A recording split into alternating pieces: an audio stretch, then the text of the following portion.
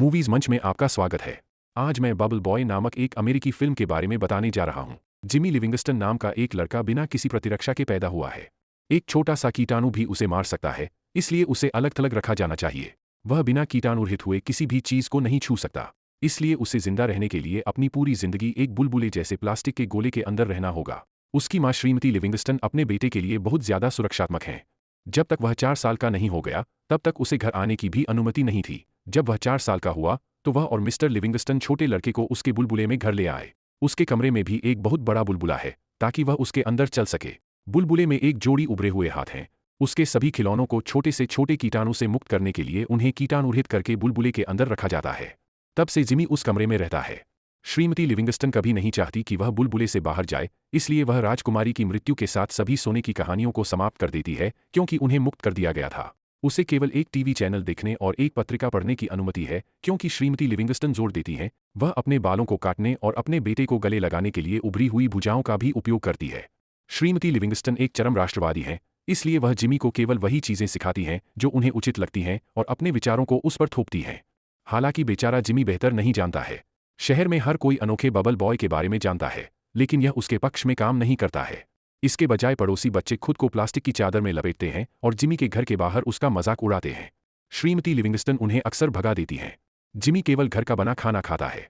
एक plastic tube में एक कीटाणु शोधन प्रणाली लगाई गई है, जहां श्रीमती लिविंगस्टन जिमी के इसे लाने से पहले कीटाणुओं को मारने के लिए उसका खाना रखती हैं। जिमी अब 16 साल का है। वह बताता है कि वह किसी भी अन्य बच्चे की तरह बड़ा हुआ है और जब उसे कार के बजाय एक इलेक्ट्रिक गिटार मिलता है तो वह खुश होता है।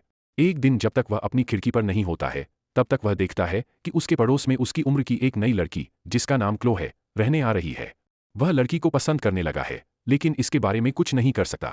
इतना ही नहीं, वह प्यार या लड़कियों के बारे में कुछ नहीं जानता। उसकी माँ उसके मुंह को भांप लेती है और जिमी को एक लड़के की कहानी सुनाती है जो इसलिए मर गया क्योंकि उसने पड़ोस की वेश्या को छू लिया था। अगले कुछ सालों तक जिमी अपनी खिड़कियों से क्लो को बहुत देखता है। एक सुबह वह इरेक्शन के साथ उठता है और डर जाता है। इस अवधारणा से अनजान वह खुद को बल्ले से मारता है। एक दिन वह लिविंगस्टन के दरवाजे पर दस्तक देती है और मी लिविंगस्टन उसे अंदर आने देते हैं। वह घर के चारों ओर प्लास्टिक ट्यूबों की व्यवस्था देखती है और मोहित हो जाती है। वह ट्यूब का पीछा करती है और जिमी के कमरे में पहुंचती है।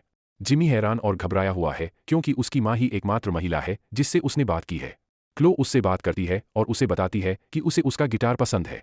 जिमी उसे उभरे हुए हाथों से गिटार बजाना सिखाने की कोशिश करता है। वह बीच में ही निष्ठा की शपथ पढ़ना शुरू कर देता है। उस दिन से दोनों हर दिन साथ साथ घूमते हैं। मिसेज लिविंगस्टन को उनकी दोस्ती पसंद नहीं है, लेकिन वह इसके बारे में कुछ नहीं कर सकती हैं। उनके साथ समय बिताने का एक मोन्टाज चलता है। वह उसे उसके जन्मदिन पर एक गेंद के अंदर गिनी पिग देती है और हैलोवीन के लिए बच्चों को उसके कमरे में भी ले आती है। अपने जन्मदिन की एक रात नशे में धुत क्लो खिड़कियों के जरिए जिमी के कमरे में घुस जाती है। वह बुलबुले के अंदर जाने की कोशिश करती है और दावा करती है कि वह अब उससे दूर नहीं रह सकती। हालांकि वह अंदर जाने से पहले ही बेहोश हो जाती है। उसका विकृत प्रेमी मार्क उसे लेने आता है और जिमी तबाह हो जाता है। मार्क जिमी को सिगरेट ऑफर करता है, लेकिन उसे नहीं पता कि वह क्या है। एक रात जिमी मार्क और क्लो को अपनी खिड़कियों से बाहर निकलते हुए देखता है। अगले ही दिन क्लो जिमी के कमरे में आती है और उसे अपनी सगाई की अंगूठी दिखाती है। मार्क ने उससे शादी करने का प्रस्ताव रखा था। उनकी शादी इस सप्ताहांत नियाग्रा फॉल्स में है और वह जिमी को बताने आई है। जिमी निराश है, लेकिन अपने चेहरे पर यह नहीं दिखाता है। वह उसके लिए एक उपहार भी लाई है, जिसे वह उसकी डिकंटेमिनेशन ट्यूब के अंदर रखती है, लेकिन जिमी इसे अनदेखा कर देता है। इसके बजाय वह उसे गिनी पिग वापस देता है और उसे जाने के लिए कहता है। क्लो अपनी आंखों में आंसू लिए वहां से चली जाती है। बाद में जिमी ने उपहार खोला और देखा कि यह एक बर्फ का गोला है जिसके अंदर आई लव यू लिखा हुआ है। आश्चर्यचकित होकर वह उसका नाम चिल्लाता है और शादी रोकने के लिए नियाग्रा फॉल्स जाने का फैसला करता है। वह खुद के लिए एक पोर्टेबल बबल शील्ड बनाने के लिए कड़ी मेहनत करता है और आखिरकार सफल होता है। फिर वह अपने माता पिता की जानकारी के बिना घर से बाहर निकल जाता है। जिमी पहली बार दौड़ने से खुश है। वह बस स्टेशन पहुंचता है और वहां मौजूद व्यक्ति से बस का टिकट मांगता है। हालांकि जिमी कोई पैसा लाना भूल गया है। परेशान होकर वह सड़क पार करने की कोशिश करता है जब वह बस से टकरा जाता है। वह उड़कर जमीन पर गिर जाता है, लेकिन उसका बुलबुला उसे बचा लेता है। बस से लोग बाहर आते हैं और उसे सवारी देने की पेशकश करते हैं। जिमी खुशी से इसे स्वीकार करता है, लेकिन उसे पता चलता है कि लोग एक धार्मिक पंथ का हिस्सा समूह को एहसास होता है कि जिमी उनका उद्धार करता था और उसे ग्लोब से बाहर निकालने के लिए उसकी तलाश में निकल पड़ता है। इस बीच जिमी की मुलाकात स्लिम नामक एक बाइक सवार से होती है। जिमी उसे बताता है कि उसके जीवन का प्यार किसी और से शादी कर रहा है। स्लिम प्रभावित होता है और बदले में उसे अपनी पुरानी प्रेमिका के बारे में बताता है जिसे वह अभी भी प्यार करता है, जिसका नाम वाइल्ड फायर है। फिर वह जिमी को एक सवारी प्रदान करता है और वे दोनों नियाग्रा फॉल्स की ओर निकल पड़ते हैं। घर पर श्रीमती लिविंगस्टन जिमी को गायब पाती हैं और घबरा जाती हैं। श्रीमती लिविंगस्टन और उनके पति जिमी की तलाश में निकल पड़ते हैं क्योंकि पुलिस गायब होने के 24 घंटे बाद ही ऐसा करेगी। दूसरी तरफ स्लिम और जिमी वेगास पहुंचते हैं और आराम करने के लिए रुकते हैं। वे एक कैसीनो में खूब मौजमस्ती करते हैं, लेकिन जिमी के पास शादी से पहले सिर्फ 2 दिन हैं।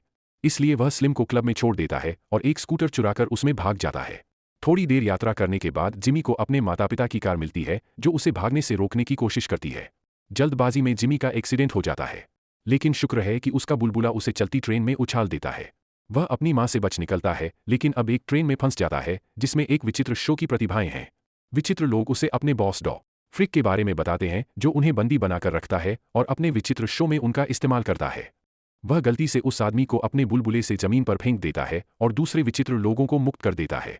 फिर वह नियाग्रा फॉल्स की ओर अपना रास्ता जारी रखता है, लेकिन वह अब शायद ही स्कूटर का उपयोग कर सकता है, इसलिए वह किसी से सवारी मांगने के लिए एक रेस्तरां में जाता है। जब जिमी उन्हें बताता है कि उसके पास कोई प्रतिरक्षा नहीं है तो वे मानते हैं कि जिमी को एक संक्रामक बीमारी है और वे उस जगह से भाग जाते हैं। रेस्तरां में अफरातफरी में आग लग जाती है और पुष्पॉप जिमी को सवारी देता है। जब वह डॉ फ्रिक से बात कर रही होती है तो बाहर मौजूद शैतान उसकी कार चुरा लेते हैं। पुष्पॉप और जिमी अपने रास्ते पर होते हैं जब वे सड़क के बीच में एक गाय से टकराते हैं। पुष्पॉप परेशान है क्योंकि उसके धर्म में गाय भगवान का प्रतीक है, लेकिन अपनी मां की बात मानकर जिमी उसे बताता है कि उसका धर्म झूठा है। यह बात पुष्पॉप को बुरी लगती है, इसलिए वह जिमी को अकेला छोड़ देता है। फिर जिमी किसी तरह न्यूयॉर्क पहुंचता है।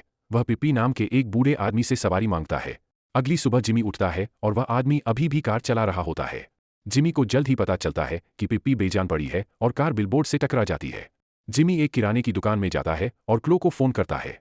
मार्क फोन उठाता है और जिमी को हार मानने के लिए कहता है क्योंकि वह 1 घंटे में क्लो से शादी करने वाला है।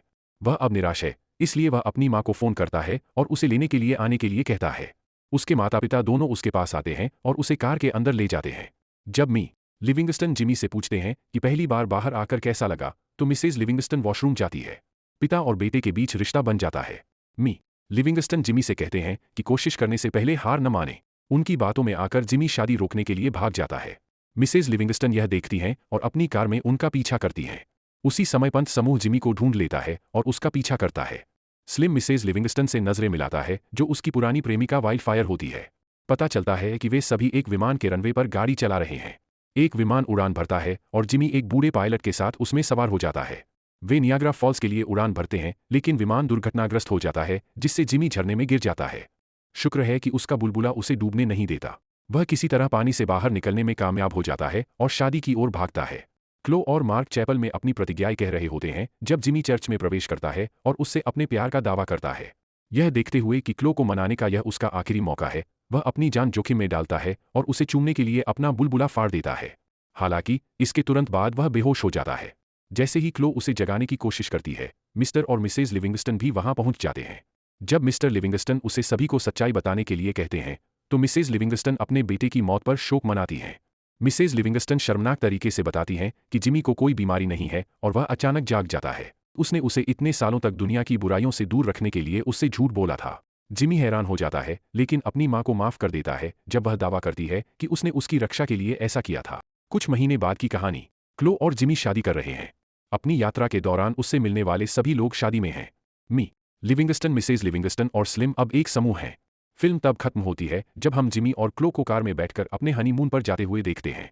इस तरह के और वीडियो के लिए सब्सक्राइब करें, नोटिफिकेशन चालू करें और चैनल की मदद करने के लिए लाइक करें। देखने के लिए धन्यवाद।